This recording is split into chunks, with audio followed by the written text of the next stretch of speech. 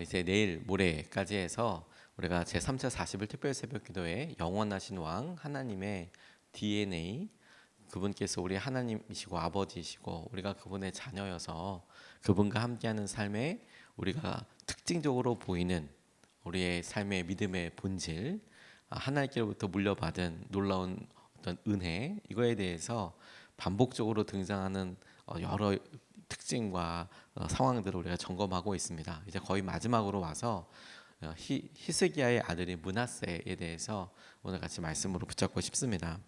이 므낫세는 주목할 만한 것이 참 많은 사람입니다. 히스기야 말년에 병이 나서 죽을 상황이 되었습니다.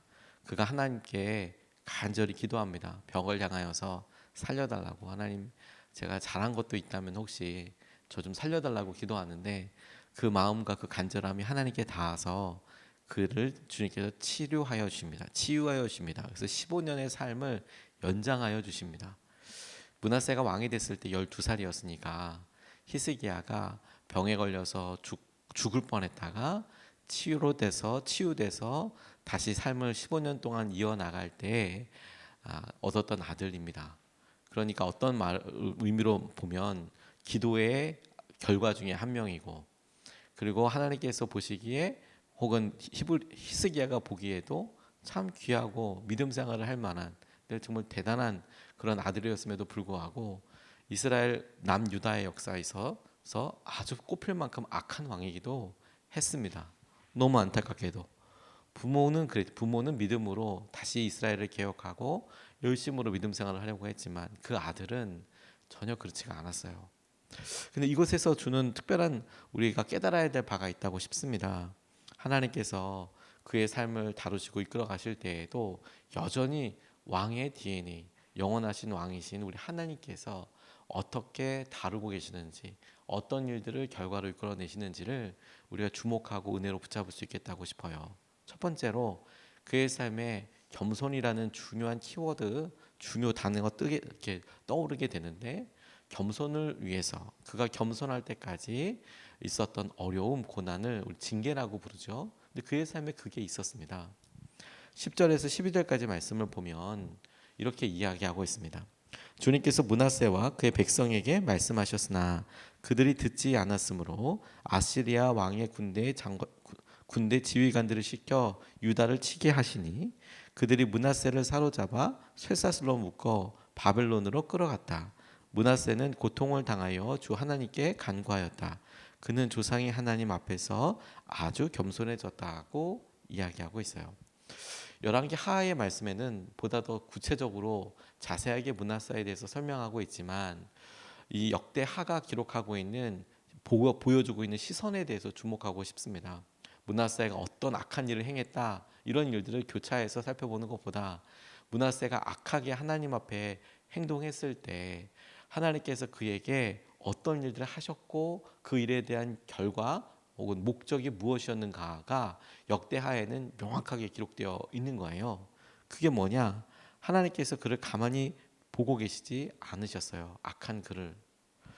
여러분, 이렇게 악한 왕을 하나님께서 가만히 보고 계시는 것은 어떤 심판만 있을까요? 은혜도 있을까요? 제가 이것을 가만히 질문해 볼수록 하나님께서 악한 왕을 가만히 두지 않은 것이 심판이기만 할까? 혹은 은혜라고도 볼 수 있을까? 제 생각에는 오히려 은혜라는 부분도 있다라는 점이 더 명확해져서 므낫세를 새삼 오늘 붙잡고 싶습니다. 기도하고 싶은 거예요. 먼저 그에게 말씀하셨어요. 여러 선지자들 보내서 먼저 말씀하시고 돌아오라고, 이스라엘과 함께 돌아오라고 여러 사람들 통해서 말씀하시고 이야기하셨지만 그와 그의 백성들은 돌아오려고 하지 않았습니다. 말을 하고 반복하고 들어도 돌아오려고 하지 않았어요. 돌이키려고 하지 않았습니다. 그러나 그들이 듣지 않으심으로 시련과 어려움을 그들에게 허락하시고 그걸 통해서 연단하셨어요. 그들의 삶에. 그 므낫세가 잡혀갔다는 거 아니겠습니까? 쇠사슬을 묶여서 바빌론으로 끌려갔는데 고통을 당하자 비로소 기도하게 되었고 하나님 앞에서 겸손해졌다라는 것이 성경의 해석입니다. 그가 고통을 받았고 어려워졌고 그의 삶이 변했고, 그래서 그의 삶에 일어나는 특징을 이 역대하를 기록한 사람의 모습에는 그가 마침내 하나님 앞에서 마땅히 보여야 할 태도와 마음을 갖게 되었다. 이렇게 이야기하고 있는 거죠. 겸손에 대해서 그렇게 이야기하고 있는 것이죠. 우리에게 어려움과 아픔이 목적하고 의도하는 바가 너무도 명확하게 오늘 본문 말씀에서는 겸손을 회복하기 위하여, 겸손을 회복하기 위하여 그렇게 허락하여 주셨다라는 점이 너무 중요하게 되는 거예요. 마침내 그가 어려움과 고통 가운데 하나님을 의지하고 찾게 되는 것, 하나님께 결정권을 돌려드리고 순종하게 되는 것, 이것이 겸손인데, 그의 삶의 어려움은 그가 겸손하여지는 것을 목표로 찾아왔고, 그가 그렇게 하나님을 찾게 되었을 때, 의지하게 되었을 때 그의 삶에서 어려움이 사라지고 하나님께서 다시 회복하여 주시는 왕의 자리로 복귀할 수 있었다라는 점이죠. 이건 우리에게 참 많은 생각을 하게 합니다. 왜냐하면 이스라엘 역사에 있어서 이렇게 돌아와 어디 잡혀갔다가 돌아오는 경우는 거의 없습니다. 나중에 우리 내일 모레 살펴보게 되는 시드기야도 죽게 되는, 마지막도 죽게 되는데, 그 앞에 여호야긴 왕이 잡혀갔다가 돌아오지만 거기서 살게 되죠. 포로로 잡혀갔다가 돌아오는 경우는 거의 없어요. 그러니까 그의 삶이 끝났다, 이제는 잡혀갔으니까 그곳에서 죽을 수도 있겠다, 어떻게 할 수도 없겠다, 이런 삶이 되었음에도 불구하고 돌려보내주신 것은 그 목적하는 바가 너무도 명확한 것이죠. 끊어내고 잘라내기 위한 것이 목표가 아니라 돌아오게 하기 위한, 다시 말해서 겸손한 모습을 갖게 하기 위한 하나님의 목표가 있고 하나님의 말씀이 있었다라는 점을 가만 살펴봐야 하는 거예요. 우리가 주님 앞에 설 때 마땅히 갖게 될 마음이 겸손함입니다.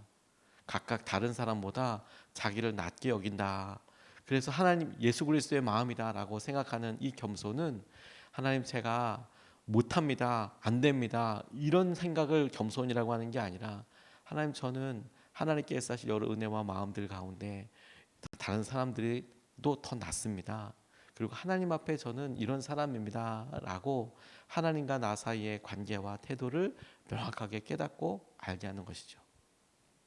저는 제 삶에 제가 마땅히 있어야 될 위치와 상황이 이 강단이 아니라 전도하는 자리라는 것을 참 깊이 깨닫습니다. 전도할 때마다 깨닫게 되는 것 같습니다. 강단 앞에 서거나 사람들 앞에 설교의 자리에 서면 사람들은 설교 본인들이 갖고 있는 믿음으로, 주님 때문에 제가 하고 있는 설교나 사역이나 이런 일들을 곱게 봐주시죠. 그걸 인정해 주시고 봐주시죠. 너무 감사하죠. 그런데 전도하는 자리에 나가 보면 그 사람들은, 지나가는 사람들 제가 누군지 전혀 모르죠. 상상은 할 수 있겠지만 전혀 모르는 상황에서 전도지를 내밀고 예수님 믿으라고 권면하는 그 소리를 오히려 굉장히 귀찮게 생각하는 사람들도 많이 있습니다. 여럿 있습니다. 속상하기도 하고 힘들기도 하고, 그리고 그렇게 하는 것에 대해서 어떤 때는 참 너무 마음이 어려울 때도 있죠. 그런데 하나님께서 어느 날은 전도하다가 제 마음속에 깨닫게 해주시고 알게 해주신 것이, 제가 어느 자리에서든 인정받고 그리고 존중받는 자리에 있을 때는 그것이 너무 감사함에도 불구하고 혹여라도 까딱이라도 그걸 당연하게 생각하거나, 혹은 그것을 내가 주장하게 된다거나, 이런 경우들이 선과 선을 넘어설 수도 있겠다는 생각이 들 때가 많아요. 그런데 전도의 자리에 가보면 알죠. 내가 있어야 될 자리는 시장이고, 제가 있어야 될 자리는 복음을 전해야 될 자리이고, 그렇게 깨달아 보면 제가 혹시라도 마음의 불편함이나 겪게 될 만한 이런 여러 일들은 마땅히 제가 가지고 있어야 하고 마땅히 제가 생각해야 될 일이라는 것에 깊이 동감을 하게 돼요. 그리고 저는 그게 겸손이라고 싶어요. 주님의 마음을 붙잡고 주님의 말씀을 전하는 사람, 혹은 우리가 우리 가정에서라도 우리가 하나님의 말씀과 은혜를 나누려고 한다면 어떤 경우에는 얼마나 치사하기도 하고 얼마나 마음이 어렵기도 하고 얼마나 둘러둘러 이야기하기도 합니까? 그런데 그 행동 자체보다 이 일에 대한 목적이 너무 중요하지 않겠습니까? 그리고 그런 마음을 스스로 갖게 된다면 정말 귀하지 않겠습니까? 므낫세가 그런 어려움과 그런 힘든 여러 상황들을 통과하게 되면서 마침내 그가 겸손하게 되었을 때 하나님께서 그의 기도를 들으시고 그를 겸손하게 만드시고 다시 돌아오게 하여 주셨다라는 것을 통해 하나님 우리 삶에 우리가 마땅히 가져야 될 하나님 앞에서의 태도인 겸손과, 하나님 우리가 주위에 있는 사람들을 놓고 내가 저 사람보다 더 나아 이런 경쟁의 마음이 아니라, 하나님 저 사람들 각각 다른 사람이 저보다 낫지요. 대단한 면이 있죠. 하나님 우리가 그들을 인정하고 그들을 섬기는 존중하는 모습을 통해 하나님께서 오늘 우리에게 주시는 깨닫게 하시는 마음을 놓치지 않고 붙들고 나아갈 수 있으면 좋겠습니다. 두 번째로 주목하고 싶은 것은 하나님께서 므낫세에게 주신 기회입니다. 기회. 그래도 기회를 주셨다. 사실 므낫세를 선택하면서 제게 이 므낫세 하면 바로 이 기회였어요. 기회. 무슨 말이냐면 13절 말씀에 이렇게 이야기하고 있습니다. 그가 주님께 기도하니 주님께서 그 기도를 받으시고 그 간구하는 것을 들어주셔서 그를 예루살렘으로 돌아오게 하시고 다시 왕이 되어 다스리게 하셨다. 그제서야 므낫세는 주님만이 하나님이시라는 것을 깨달았다고 설명하고 있습니다. 주님께 기도하였고 받으셨고 예루살렘으로 돌아오게 하셨고 왕이 되어 다스리게 하시고, 그리고 므낫세가 깨달았다는 거예요. 겸손한 마음으로 주 앞에 기도하기 시작하게 된 것과 이제는 기도했더니 응답하여 주셨다라는 점이죠. 므낫세와 같은 악한 왕에 대해서도 저는 하나님께서 기회를 주셨다는 게 너무 감사했어요. 그리고 그게 희망이 되었습니다. 아니 희망입니다. 하나님께서 아브라함과 같은 사람의 기도만 들어준다라고 하면 감사하지요. 그래도 도전도 되죠. 근데 제가 믿음 생활을 하면서 그리고 여러 성도님들을 보면서 쭉 보면 아브라함과 같은 신앙생활을 하시다가도 흔들흔들 하실 때도 있더라고요. 제 경우를 봐도 믿음으로 반응하고 살아가지만 어떤 때는 흔들흔들 거릴 때가 있어요. 힘들더라고요. 그런데 가만히 성경을 보니까 하나님께서 그렇게 흔들리고 우리의 상황이 어려울 때, 우리의 삶이 마음이 힘들다고 생각할 때를 기준으로 보면 참 어떻게 그렇게 살 수 있어 싶지만, 그럴 때조차도 므낫세를 가만 보니 하나님께서 이렇게 일관적으로 참 못됐고, 하나님께서 이렇게 일관적으로 악하고, 하나님께서 어떻게 일관적으로 이런 사람을 버리지 않으시고 그에게 기회를 주셨나, 이런 상황들을 보면 므낫세 구원하시는 하나님, 므낫세에게 기회를 주시는 하나님은 저에게도 우리들에게도 너무 귀한 하나님이시다라는 생각이 들어서 이게 기쁨이고 기회이고 희망이고 은혜라는 생각이 너무 간절하고 분명하게 듭니다. 나중에 므낫세가 지은 죄로 인해서 하나님께서 남유다를 이렇게 멸망이 되는 상황에서도 이 므낫세가 지은 죄 때문에 돌이키지 못하시겠다고 이렇게 이야기하시거든요. 이 므낫세의 죄가 얼마나 대단했는지 하나님께서 남유다, 나중에 우리 요시아가 나오고 그래도 하나님 앞에 반응하려고 하는 사람들이 나올 때에도 하나님 마음을 결정하실 때 이 므낫세 시대의 약함을 보고 도저히 돌이킬 수 없겠다라고 생각할 정도로 어마어마한 왕이었는데도 하나님이 정작 므낫세에게는 기회를 주셨어요. 살려주셨어요. 하나님은 그에게 기회를 주셔서 다시 돌아오게 하시고 왕이 되어서 다스리게 하시고, 그리고 그제서야 하나님이 왕이시라는 것을 깨닫게 되게 하셨대요. 이게 역대하의 관점이고 또 인도하십니다. 또 하나 아이러니한 게 뭐냐면 이 므낫세의 특별한 점은 이스라엘 왕 중에서 통치 기간이 가장 긴 왕이기도 해요. 55년 정도 되는 것 같습니다. 가장 긴 기간을 통치했어요. 아니 우리 생각에는 악한 왕이면 기회를 줘보고 빨리빨리 바꾸는 게 좋지 않습니까? 그런데 하나님의 마음과 생각에서는 55년 동안 최장수 왕이에요. 최장수 왕. 그렇게 악한데 최장수로 그렇게 해요. 왜 그랬을까? 악한 사람이 융성한 건가? 잘 되는 건가? 아니요. 그의 삶의 이런 일들과 기회라는 관점에서 보면 하나님께서 왜 55년 동안 므낫세에게 왕위를 허락해 주셨는지를 또한 은혜로 알게 되는 것이죠. 하나님께서 그의 평생을 기다려 주신 거구나. 그의 평생을 기다려 주시고 이끌어주시고 인도하여 주셨던 거구나. 이 기회가 너무 은혜인 거구나. 이거 붙잡아야 되는 거구나. 왜 이렇게 긴 시간이 되나, 왜 안 돌아오나, 이런 생각에서 이거 기회인 거구나 라고 붙잡고 고백하고 나아가야 되는 것이 너무 중요하다는 거예요. 1950년대이지만 이분 자체가 유명하기도 하고 이분의 삶이 보여주시는 것이 우리에게 여전히 울림이 되기 때문에 회자되는 분 중에서 미키 코엔이라는 분이 있습니다. 좋은 의미로 회자되는 건 아닙니다. 이분이 유명한 갱의 주축으로 벌어 여러 조직 범죄에 가담되어 있는 그런 갱 두목이었습니다. 미키 코헨이라는 사람이. 근데 아직까지도 유명하냐? 그 이유가 뭐냐면 이분이 빌리 그레함 집회에 가서 사람들에게 이렇게 모여서 빌리 그레함 집회를 하게 되는데, 그 집회를 위해서 전도하는, 이 집회에 한번 참여해 보세요라고 이야기하는 어느 진짜 여자 소녀, 여인, 이름도 잘 밝혀지지 않은 모르는 그런 무명의 전도자, 우리 전단지 나눠서 오늘 집회가 있으니까 참석해 보세요 이렇게 이야기하는 어느 여성에 의해서 그 집회를 참여하게 됐어요. 그리고 빌리 그레함 집회에서 복음을 뜨겁게 만났습니다. 하나님, 주님께서 어떤 분이신지. 수없이 많은 사람들이 당시 빌리 그레함 집회에 가서 회심도 하고 은혜도 경험하고 하나님께 참 귀하게 쓰셨는데, 그곳에 가다 보니까, 자기도 가서 이렇게 앉아 있다 보니까 자기의 삶이 얼마나 가증스럽고 비참한지 잘 알았고, 어떻게 해야 그러한 삶에서 벗어날 수 있는지도 설교를 통해서, 말씀을 통해서 알았다는 거예요. 내가 회개하고 돌이켜서 하나님 앞에 돌아오는 것에 대해서 알았다는 거예요. 근데 결국 그 설교 후에 수천 명의 회심을 위해서 단상 앞으로 나아갈 때 같이 나아갔어요. 영접하기 위해서. 이 미키가 하나님이 그들도 나도 다른 사람들처럼 부르시는 거구나 깨달았다는 거예요. 그 또한 하나님의 용서를 갈망하고 있었습니다. 그런데 미키가, 빌리 그레함 목사가 저는 그리스도 안에서 새로운 삶을 내가 살아야겠다, 필요하겠다라는 것을 인정하기 시작했고, 정말로 놀라운 일이 일어났어요. 근데 그로부터 6개월 후에 다시 이제 로스앤젤레스에 방문한 빌리 그레함 목사가 이 미키 코헨을 만났습니다. 그 이후의 삶에 대해서 만났어요.